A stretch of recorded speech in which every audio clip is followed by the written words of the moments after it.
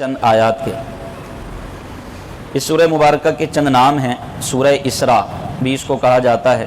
اسراء کا معنی ہے رات کو جانا، اور اس سورت کی پہلی آیت میں تاجدار رسالت صلی اللہ علیہ وسلم کے رات کے مختصر حصے میں مکہ مکرمہ سے بیت المقدس جانے کا ذکر ہے۔ اس مناسبت سے اسے سورہ اسراء بھی کہتے ہیں، یعنی معراج کا ذکر ہے۔ واقعہ معراج 15ویں پارے سے شروع ہوتا ہے۔ سورہ سبحان بھی اس کو کہا جاتا ہے۔ سبحان کا معنی ہے پاک ہونا، اور اس سورت کی ابتدا لفظ سبحان سے کی گئی ہے، اس لیے اس کو سورہ سبحان بھی کہا جاتا ہے۔ اور بنی اسرائیل، اسرائیل کا معنی ہے اللہ کا بندہ۔ اسرائیل اللہ کا بندہ، یہ حضرت یعقوب علیہ السلام کا لقب ہے، اور آپ علیہ السلام کی اولاد کو بنی اسرائیل کہتے ہیں۔ اس صورت میں بنی اسرائیل کے عروج و زوال اور عزت و ذلت کے وہ احوال بیان کیے گئے ہیں جو دیگر صورتوں میں بیان نہیں ہوئے۔ اس مناسبت سے اس صورت کو سورہ بنی اسرائیل بھی کہا جاتا ہے، اور یہی اس کا مشہور نام ہے، سورہ بنی اسرائیل۔ اس کی فضیلت میں حضرت عبداللہ بن مسعود رضی اللہ عنہ فرماتے ہیں، سورہ بنی اسرائیل، سورہ کہف اور سورہ مریم فصاحت و بلاغت میں انتہائی کمال کو پہنچی ہوئی ہیں، اور ایک عرصہ ہوا کہ میں نے انہیں زبانی یاد کر لیا تھا۔ حضرت عائشہ صدیقہ رضی اللہ تعالی عنہا فرماتی ہیں، نبی کریم صلی اللہ علیہ وسلم اس وقت تک اپنے بستر پر نیند نہیں فرماتے تھے جب تک کہ سورہ بنی اسرائیل اور سورہ زمر کی تلاوت نہ فرما لیں، یعنی حضور بستر پر آرام نہ فرماتے جب تک کہ ان دو صورتوں کی تلاوت نہ فرما لیتے۔ اس صورت کا مرکزی مضمون یہ ہے کہ اس میں دین اسلام کے عقائد جیسے توحید، رسالت، مرنے کے بعد دوبارہ زندہ کیا جانا، اور قیامت کے دن اعمال کی جزا اور سزا ملنے کا بیان ہے سورہ بنی اسرائیل میں۔ اور اس کے ساتھ ساتھ مشرکین کے کثیر شبہات کا ازالہ کیا گیا ہے۔ اس کے علاوہ اس صورت میں یہ مضامین بیان کیے گئے ہیں۔ اس کی پہلی آیت میں سید المرسلین صلی اللہ علیہ وسلم کے عظیم معجزے معراج کا ایک حصہ بیان کیا گیا ہے، اور وہ یہ ہے کہ نبی پاک صلی اللہ علیہ وسلم رات کے تھوڑے سے حصے میں مکے سے بیت المقدس تشریف لے گئے، اور یہ معجزہ اللہ تعالیٰ کی قدرت کی اور بارگاہ الہی میں نبی کریم صلی اللہ علیہ وسلم کی عزت و تکریم کی روشن دلیل ہے۔ یہ آپ کو پتہ ہے واقعہ معراج کب وقوع پذیر ہوا؟ یہ نبوت کے غالباً 11ویں سال، نبوت کے 12ویں سال، اور اس کے بعد حضور علیہ السلام نے ہجرت فرما لی تھی، یعنی مکے سے مدینے کی طرف ہجرت کا حکم ہوا۔ یہ وہ سال تھا کہ جس سال ابو طالب کا انتقال ہوا تھا۔ ابو طالب جو حضور کے چچا تھے، اور ایک سال پہلے سیدہ خدیجہ الکبریٰ رضی اللہ تعالیٰ عنہ کا وصال ہوا تھا، ایک سال یا چند ماہ پہلے۔ تو نبی پاک صلی اللہ علیہ وسلم بڑے غمگین تھے، اور پھر کفار اور مشرکین کی طرف سے اذیتوں کا، تکلیفوں کا سلسلہ اور بڑھ گیا۔ تو حضور علیہ السلام بہت ہی رنجیدہ خاطر، غمگین دل کے ساتھ اپنی چچا زاد بہن ابو طالب کی بیٹی حضرت علی کی بہن ام ہانی رضی اللہ عنہ ان کے گھر پر تھے۔ تو چونکہ قلب اطہر بہت غمگین تھا اور آپ کو بڑا صدمہ تھا، تو اللہ پاک نے آپ کے صدمے کو دور کرنے کے لیے، آپ کے دل کو تسلی اور سکون دینے کے لیے واقعہ معراج کا مجدہ آپ کو عطا فرمایا۔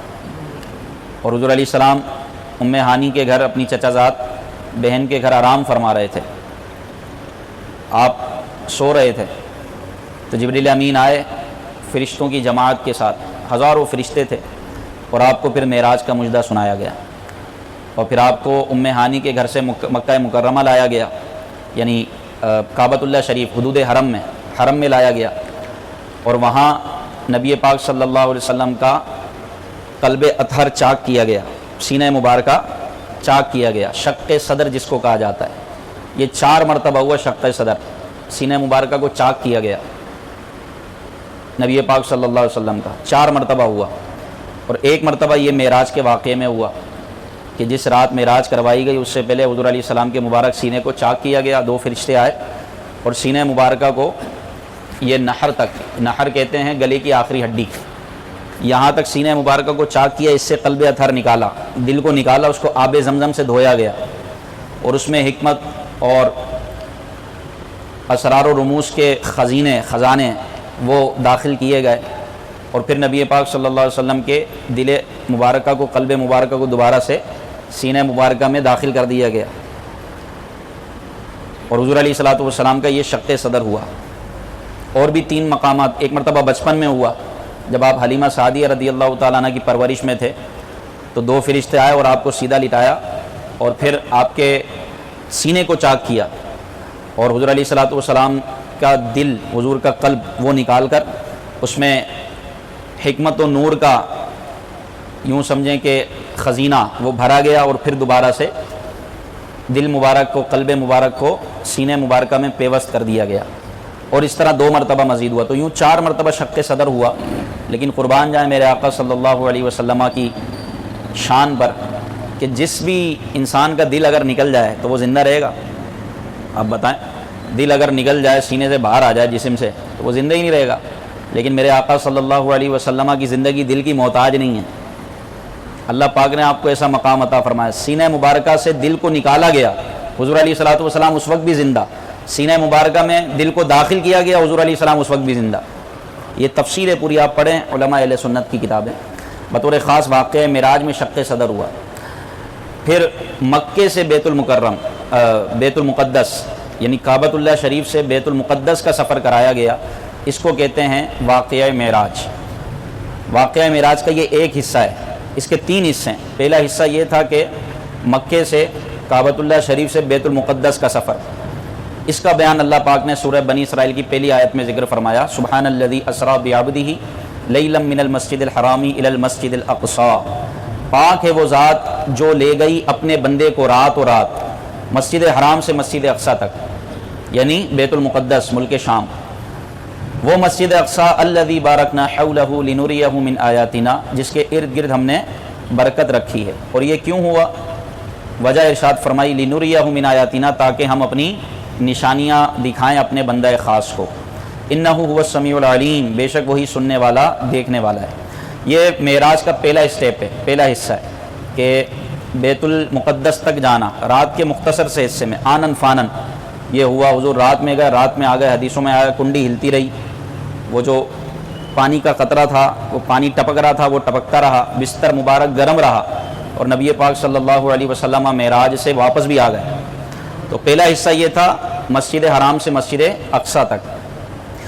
یہ معراج کا جو حصہ یہ نص قرآنی سے ثابت ہے، یعنی قرآن کی نص ہے اس پر.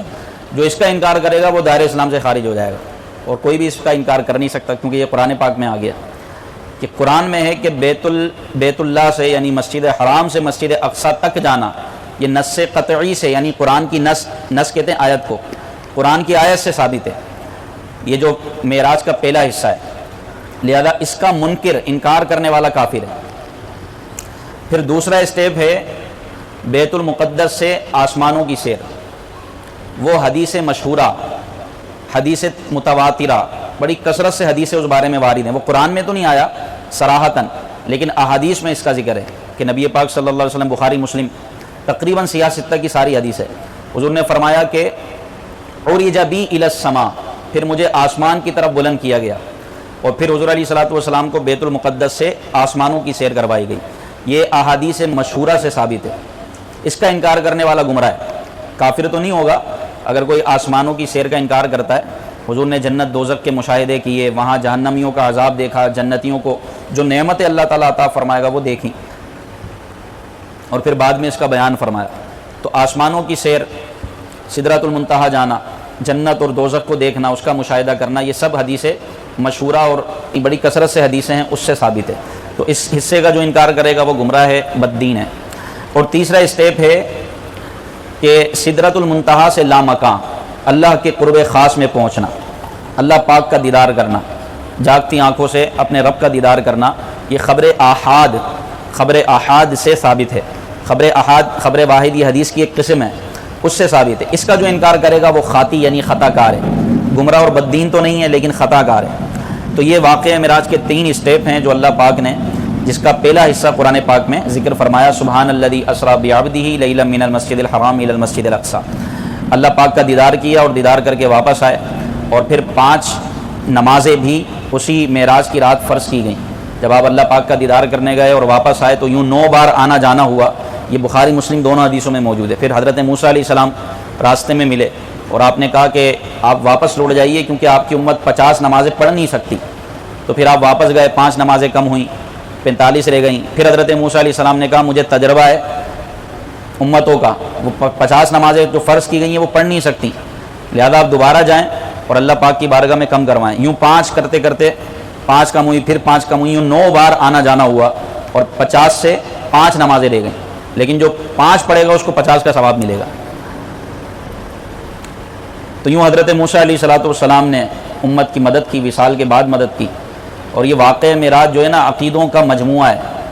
یہ مسلم شریف کی حدیث ہے. نبی پاک صلی اللہ علیہ وسلم جب بیت المقدس سے مسجد الحرام سے بیت المقدس کی طرف جا رہے تو راستے میں موسیٰ علیہ السلام کی قبر سے گزرے. یہ مسلم شریف کی حدیث ہے. اس کے الفاظ ہیں کہ میں نے دیکھا موسیٰ علیہ السلام کی قبر کو دیکھا کہ موسیٰ علیہ السلام قبر میں کھڑے ہو کر نماز پڑھ رہے ہیں، اپنی قبر میں کھڑے ہو کر نماز پڑھ رہے ہیں. موسیٰ علیہ السلام کی قبر سے گزرے سرکار تو دیکھا کہ موسیٰ علیہ السلام اپنی قبر میں نماز پڑھ رہے ہیں. اب مرنے کے بعد قبر میں نماز پڑھنا، اٹھنا بیٹھنا، یہ مردوں کی علامت ہے کہ زندوں کی علامت ہے؟ تو اللہ کے نبی زندہ ہوتے ہیں، ٹھیک ہے، اللہ کے انبیاء. یہ ہمارے عقائد اہل سنت میں سے ایک بنیادی عقیدہ ہے. اہل سنت کے بنیادی عقیدوں میں سے ایک بنیادی عقیدہ ہے کہ اللہ تبارک و تعالیٰ انبیاء کرام کو دوبارہ زندگی عطا فرماتا ہے. ایک آن کے لیے ان کو موت آتی ہے، وہ بھی اللہ کا وعدہ پورا ہونے کے لیے کہ اللہ نے فرما دیا کل نفس ذائقۃ الموت، ہر موت کو، ہر نفس کو موت کا ذائقہ چکھنا ہے. لیکن وہ ہماری طرح نہیں ہے. انبیاء کی جماعت بڑی مقدس اور مبارک جماعت ہے، تو ان کو ایک لمحے کے لیے موت آتی ہے، پھر دوبارہ سے اللہ تعالیٰ ان کو زندگی عطا فرماتا ہے. اور وہی زندگی عطا فرماتا ہے جیسے کہ دنیا میں تھی. ایک لمحے کے لیے ان کو موت آتی ہے، پھر وہ اپنی قبروں میں زندہ ہوتے ہیں. یہ انبیاء کی حیات انبیاء کے تعلق سے اہل سنت کا متفقہ سلفاً اور خلفاً عقیدہ ہے. نبی پاک صلی اللہ علیہ وسلم نے ارشاد فرمایا کہ جمعے کا دن حاضری کا دن ہے، اس دن فرشتے حاضر ہوتے ہیں اور تمہارا درود مجھ تک پہنچاتے ہیں. تو صحابہ کرام نے عرض کی، مشکات شریف کی حدیث ہے پاک ہے، صحابہ کرام نے عرض کی یا رسول اللہ کیا وفات کے بعد بھی ہمارا درود آپ تک پہنچے گا؟ جب آپ دنیا سے چلے جائیں گے تو کیا جب بھی آپ ہمارا درود آپ تک، آپ کی بارگاہ تک پہنچے گا؟ تو نبی پاک صلی اللہ علیہ وسلم نے فرمایا ان اللہ حرم علی الارض ان تأکل اجساد الانبیاء، بے شک اللہ نے زمین پر یہ حرام کر دیا کہ وہ نبی کے جسموں کو کھائے. فنبی اللہ حی یرزق، تو اللہ کا نبی زندہ ہوتا ہے، اس کو رزق بھی دیا جاتا ہے. اللہ کا نبی، یہ حدیث کے الفاظ ہیں، فنبی اللہ حی یرزق، اللہ کا نبی زندہ ہوتا ہے اور اس کو رزق بھی دیا جاتا ہے. ایک حدیث پاک میں اس طرح آیا الانبیاء احیاء فی قبورہم یصلون، انبیاء اپنی قبروں میں زندہ ہوتے ہیں اور وہ نمازیں پڑھتے ہیں. اور وہ کیا کرتے ہیں؟ نمازیں پڑھتے ہیں. تو حیات انبیاء کا عقیدہ یہ اہل سنت کا عقیدہ ہے. تو انبیاء کرام علیہ الصلوۃ والسلام کی حیات پھر شہیدوں کی حیات سے بڑھ کر ہے نبیوں کی حیات. اب آپ دیکھیں شہید کے متعلق جو اللہ کے بارگاہ میں لڑتے لڑتے مرا، اللہ کے دین کی سربلندی کے لیے لڑا اور لڑتے لڑتے وہ شہید ہو گیا، تو اس کو قرآن کیا کہتا ہے کہ وہ زندہ ہے، تمہیں شعور نہیں، نہ تم نے ان کو مردہ سمجھنا ہے نہ تم نے ان کو مردہ کہنا ہے، تمہیں شعور نہیں، وہ زندہ ہیں. قرآن نے زندہ کہا نا. تو جب ایک امتی، نبی کا امتی لڑ کے شہید ہو جائے وہ زندہ، تو پھر اس امتی کا نبی مردہ کیسے ہو سکتا ہے؟ معاذ اللہ ثم معاذ اللہ، وہ بھی زندہ ہے. جب ایک عام ادنا سا امتی صرف اس وجہ سے کہ وہ اللہ کی راہ میں لڑتے لڑتے مرا، اللہ کی راہ میں اس کی موت ہوئی، تو وہ زندہ ہے. تو جو امتی کا نبی ہے وہ زندہ کیسے نہیں ہوگا؟ جبکہ نبی کی تو زندگی بھی اللہ کے لیے ہوتی ہے، موت بھی اللہ کے لیے ہوتی ہے. کیونکہ حضور خود فرماتے ہیں سورہ اعراف کے شروع میں ہے، سورہ انعام کے آخر میں فرمایا قل ان صلاتی و نسکی و محیایا و مماتی للہ رب العالمین. اے محبوب آپ فرما دیجئے قل ان صلاتی، بے شک میری نماز، و نسکی میری قربانی، قل ان صلاتی و نسکی و محیایا اور میری زندگی، و مماتی اور میری موت، للہ رب العالمین اللہ رب العالمین کے لیے. میری زندگی بھی اللہ کی راہ میں ہے، میری موت بھی اللہ کی راہ میں ہے، میری قربانی بھی اللہ کی راہ میں ہے اور میری نماز بھی اللہ کی راہ میں ہے. تو جو شہید اللہ کی راہ میں مرے وہ زندہ. تو نبی کی تو زندگی بھی اللہ کے لیے ہے اور موت بھی اللہ کے لیے، وہ زندہ کیسے نہیں ہو سکتے؟ اسی لیے اعلیٰ حضرت فرماتے ہیں یہ منکر منافق ہے، گندا ہے واللہ، غلاظت کا بلکہ پلندہ ہے واللہ. جو مردہ کہے تم کو وہ خود مردہ ہے واللہ، تو زندہ ہے واللہ، تو زندہ ہے واللہ، میری چشم عالم سے چھپ جانے والے. انبیاء کو بھی اجل آنی ہے، اس کا انکار نہیں ہے، انبیاء کو بھی موت آنی ہے، ان کو موت پہنچی، بے شک وہ وصال کر گئے، انتقال کر گئے. انبیاء کو بھی اجل آنی ہے، مگر ایسی کہ فقط آنی ہے ایک لمحے کے لیے، پھر اس کے بعد ان کی حیات، ان کی زندگی مثل سابق وہی جسمانی ہے، یعنی پھر اللہ ان کو قبروں میں زندہ کرتا ہے۔ اور پھر یہ بخاری شریف میں آیا کہ جب نبی پاک صلی اللہ علیہ وسلم وصال فرما گئے، اس کی تفصیل اگر بیان کروں تو گھنٹے چاہیے، بہرحال موٹی موٹی چیزیں آپ کے سامنے بیان کرتا ہوں، آخری بات پھر آگے چلتے ہیں۔ جب نبی پاک صلی اللہ علیہ وسلم کا وصال ہوا نا، صحابہ کرام پر تو قیامت ٹوٹ پڑی۔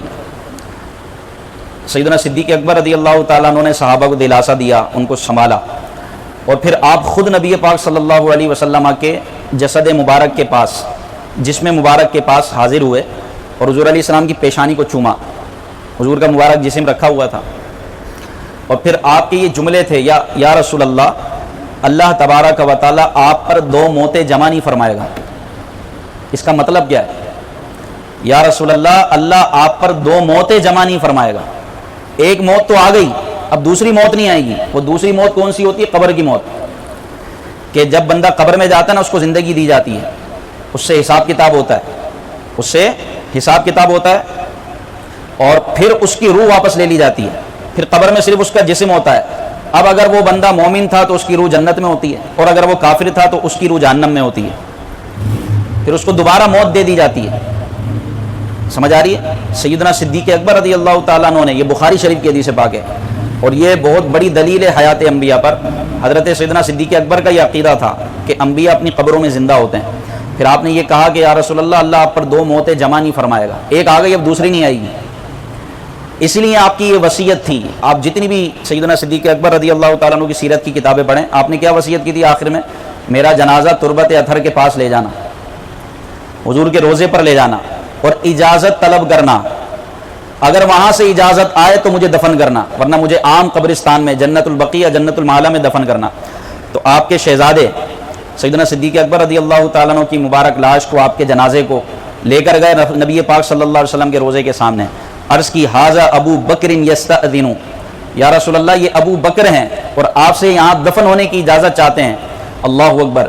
روزہ اقدس سے آواز آتی ہے، ادخل الحبیب الی الحبیب، دوست کو دوست سے ملا دو، فإن الحبیب مشتاق، کیونکہ دوست اپنے دوست کا انتظار کر رہا ہے۔ کنڈی کھلی، روزہ اطہر کا دروازہ کھلا، اور پھر سیدنا صدیق اکبر رضی اللہ تعالیٰ عنہ کی وہاں تدفین ہوئی۔ تو یہ اعلیٰ حضرت کا عقیدہ اپنی گرہ سے باندھ لیں، تو زندہ ہے واللہ، تو زندہ ہے واللہ، میری چشم عالم سے چھپ جانے والے۔ وہ تمہارے نبی ہوں گے جو مردہ ہو گئے، معاذ اللہ، ہمارا نبی تو زندہ ہے۔ ہم کلمہ کیا پڑھتے ہیں؟ اللہ کے سوا کوئی معبود نہیں، اور محمد صلی اللہ علیہ وسلم اللہ کے رسول ہیں، تھے نہیں، ہیں، اور ہمارے درود ان کی بارگاہ تک پہنچتے ہیں، ہمارے درود پہنچائے جاتے ہیں ان کی بارگاہ میں، اور جو محبت سے درود پڑھتا ہے حضور خود سنتے ہیں۔ تو ہم زندہ نبی کے ماننے والے ہیں الحمدللہ، اور آج بھی حضور چاہیں تو کرم فرمائیں۔ ہمارا یہ عقیدہ ہے، اپنی قبر میں زندہ ہیں، لیکن ایسے زندہ ہیں، اللہ نے ایسی طاقت، اختیار اور پاور دی ہے کہ اگر چاہیں تو اپنی قبر سے نکل کر اپنے گناہگار امتیوں کی مدد فرمائیں، اور اس کے بے شمار واقعات ہیں، بے شمار۔ صرف ایک واقعہ، امام بوصیری کا نام سنا ہے آپ نے، جنہوں نے قصیدہ بردہ شریف لکھا، مولایا صلی وسلم دائما ابدا، یہ 60-70 اشعار پر مشتمل ہے۔ اس کا بیک گراؤنڈ کیا تھا کہ یہ ان پر فالج کا اٹیک ہو گیا تھا، پورا آدھا جسم بیکار ہو گیا تھا۔ یہ دنیا بھر میں پڑھا جاتا ہے، مولایا صلی وسلم دائما ابدا، ہم سے زیادہ اہل عرب پڑھتے ہیں، علی حبیبی کا خیر الخلق کلہم، ہم سے زیادہ اہل عرب پڑھتے ہیں۔ اور حضور علیہ الصلوۃ والسلام کو یا کے ذریعے ندا بھی دی۔ وہ کون سا شعر ہے جس میں یا کے ذریعے ندا دی گئی ہے؟ یا ربی ہے نا، وہ تو یا کے ذریعے پکارا گیا نبی پاک صلی اللہ علیہ وسلم، وہ شعر مجھے یاد نہیں آ رہا۔ بہرحال تو یہ فالج ہوا آدھے جسم پر، انہوں نے بڑا علاج کروایا طبیبوں سے، ڈاکٹروں سے کہ کوئی شفا مل جائے مجھے، لیکن شفا ندارت، کوئی شفا نہیں ملی، کوئی فائدہ نہیں ہوا۔ اب انہوں نے کہا کہ بہت علاج کروا لیا دنیا کے طبیبوں سے، آؤ نبی پاک صلی اللہ علیہ وسلم کی طرف توجہ کرتے ہیں۔ تو ایک ہاتھ ان کا کام کرتا تھا، انہوں نے یہ قصیدہ لکھا، مولایا صلی وسلم دائما ابدا علی حبیبی کا خیر الخلق کلہم محمد سید الکونین والثقلین والفریقین من عرب ومن عجم، یا اکرم الخلق، یہ یا کے ذریعے ندا دی، پکارا، یا اکرم الخلق، اے مخلوق میں سب سے بہترین آقا، مالی من الوذ بہ، میرے لیے آپ کے سوا کون ہے جو میری مصیبتوں میں میری مدد کرے، یا اکرم الخلق۔ 600 سال پرانے بزرگ ہیں امام بوصیری رحمۃ اللہ تعالی علیہ، شرف الدین بوصیری، یا اکرم الخلق مالی من الوذ بہ سوا کا عند حلول الحادث العممی، آپ کے سوا بوسیری کا کون ہے جو مصیبتوں میں اس کی مدد کرے؟ یہ 60-65 کے قریب اشعار ہیں عربی میں، یہ آپ نے لکھے، تکیے کے نیچے رکھے اور سو گئے۔ خواب میں نبی پاک صلی اللہ علیہ وسلم تشریف لائے، خواب میں، اور حضور علیہ الصلوۃ والسلام کی شکل میں شیطان نہیں آ سکتا، یہ یاد رکھیے گا۔ دو شخصیتیں ایسی ہیں کہ جن کی شکل میں شیطان نہیں آ سکتا انسانوں میں، دو شخصیتیں ایسی ہیں کہ خواب میں ان کی شکل بنا کر ان کی صورت میں شیطان نہیں آ سکتا، ایک نبی پاک صلی اللہ علیہ وسلم اور سارے انبیاء، اور دوسرے سیدنا صدیق اکبر رضی اللہ تعالیٰ عنہ۔ ان کے روپ میں، ان کی صورت میں شیطان نہیں آ سکتا۔ جس نے، حدیث پاک ہے، من رآنی فی المنام فقد رأى الحق، جس نے مجھے خواب میں دیکھا اس نے حق دیکھا، جس نے مجھے خواب میں دیکھا اس نے حق دیکھا۔ لا یتمثل بالشیطان، میری شکل میں شیطان نہیں آ سکتا۔ تو نبی پاک صلی اللہ علیہ وسلم خواب میں تشریف لائے، حضور علیہ الصلوۃ والسلام نے آپ کے جسم اطہر پر، آپ کے جسم پر ہاتھ پھیرا، امام بوسیری کے جسم پر ہاتھ پھیرا، جیسے ہی جسم پر ہاتھ پھیرا فارج کا سارا اثر چلا گیا، اور ارشاد فرمایا کہ اے بوسیری جو قصیدہ لکھا ہے نا وہ ہمیں پڑھ کے سناؤ۔ خواب میں پھر پڑھ کر سنایا، اور حضور علیہ الصلوۃ والسلام بہت خوش ہوئے، اور پھر خواب ہی میں ایک چادر عطا فرمائی جس کو فارسی میں کہتے ہیں بردہ، اس لیے اس قصیدے کا نام ہوا قصیدہ بردہ، کہ خواب میں نبی پاک صلی اللہ علیہ وسلم نے چادر عطا فرمائی۔ تو وہ چادر عطا فرمائی، جیسی آنکھ کھلی تو پورا کمرہ مہک رہا تھا، فالج کا سارا جسم سے اثر ختم ہو چکا تھا، اور پورا کمرہ جو ہے خوشبوؤں سے منور اور معطر تھا، اور جب دیکھا تو سرہانے چارپائی پر برابر میں وہ چادر تھی جو خواب میں نبی پاک صلی اللہ علیہ وسلم نے عطا فرمائی تھی۔ اب دیکھیں امام بوسیری نے وہ قصیدہ لکھا، نہ کسی کو سنایا نہ کسی کو بتایا، لیکن فریاد امتی جو کرے حال زار میں، ممکن نہیں کہ خیر بشر کو خبر نہ ہو۔ حضور علیہ الصلوۃ والسلام اپنے غلاموں کے حوالے سے باخبر ہیں، اللہ پاک نے آپ کو یہ علم و طاقت عطا فرمائی۔ آج بھی حضور علیہ الصلوۃ والسلام کی بارگاہ میں امتیوں کے اعمال پیش کیے جاتے ہیں، نیکیاں دیکھتے ہیں تو خوش ہوتے ہیں، گناہ دیکھتے ہیں تو رنجیدہ ہوتے ہیں اور اللہ سے مغفرت کی دعا کرتے ہیں۔ اس لیے علماء فرماتے ہیں امتی کو چاہیے کہ نیکیاں کرے اور اپنے نبی کو خوش کرے، اپنے نبی کو خوش کرے۔ بلکہ والدین کے لیے آتا ہے کہ والدین کے پاس اولاد کی نیکیاں جاتی ہیں، یعنی ہم اولاد جو نیک عمل کرتی ہے نا تو والدین تک پہنچتی ہیں، اور والدین اولاد کی نیکیاں پا کر خوش ہوتے ہیں، اور ان کے گناہ دیکھتے ہیں تو ناراض ہوتے ہیں۔ تو جب والدین گناہ گار والدین کا یہ عالم ہے کہ اولاد کی نیکیاں ان کو پہنچتی ہیں، تو پھر نبی پاک صلی اللہ علیہ وسلم کی شان کتنی بلند ہوگی۔ تو حضور علیہ الصلوۃ والسلام کی بارگاہ میں اعمال پیش ہوتے ہیں، تو تو زندہ ہے واللہ، تو زندہ ہے واللہ، میری چشم عالم سے چھپ جانے والے۔ تو یہ حیات انبیاء کے تعلق سے عقیدہ اہل سنت ہے، اس کو اپنے گرہ سے باندھ لیں اور گمراہ کرنے والوں کی باتوں میں نہ آئیں۔ اگر آپ کو کچھ ڈاؤٹ ہے، کچھ مسئلہ ہے، تو آپ علماء اہل سنت سے پوچھیں، انشاءاللہ شافی اور وافی جواب ملے گا۔ کسی یوٹیوب کے مفتی کے پاس اس نہیں جائیے گا یا اس سے نہیں سنیے گا، کیونکہ آج کل گمراہ کرنے والے بہت ہیں۔ بائیں رستے نہ جا مسافر سن، مال ہے راہ مار پھرتے ہیں، سونا جنگل رات اندھیری چھائی بدلی کالی ہے، سونے والے جاگتے رہیو چوروں کی رکھوالی ہے۔ ہاں، تو راہ مارنے والے بہت ہیں۔ اللہ ہمیں صحیح عقائد سمجھ کر اس پر عمل پیرا ہونے اور اس پر استقامت کے ساتھ زندگی گزارنے کی توفیق عطا فرمائے۔ تو حضرت موسیٰ علیہ السلام کی قبر سے گزر ہوا تو آپ نماز پڑھ رہے تھے، پھر حضرت موسیٰ علیہ السلام نے مدد کی، اللہ اکبر۔ یہ دوسرا عقیدہ اہل سنت کا کہ بعد وصال کے بعد جو انتقال کر جاتے ہیں ان کا وسیلہ کام آتا ہے۔ ان میں سب سے پہلی دلیل یہ حضرت موسیٰ علیہ السلام کی، یہ بخاری مسلم کی حدیث میں آیا ہے۔ جو وسیلے کے قائل نہیں ہیں تو ان سے بولا پھر 50 نمازیں پڑھیں بھائی۔ یہ 5 نمازیں اسی وجہ سے ہوئی کہ حضرت موسیٰ علیہ السلام نے آگے مشورہ دیا، اور 50 کی 5 رہ گئیں، اور یہ صحیح احادیث ہیں جو کہ آپ کے سامنے میں بیان کر رہا ہوں۔ بہرحال تو حضرت موسیٰ علیہ السلام نے 50 سے 5 کروائی، اور پھر امت پر 5 نمازیں فرض ہوئیں، اور اللہ پاک کا یہ احسان ہوا۔ تو واقعہ معراج کا پہلا حصہ سورہ بنی اسرائیل کی اس پہلی آیت میں موجود ہے، سبحان الذی اسریٰ بعبدہ۔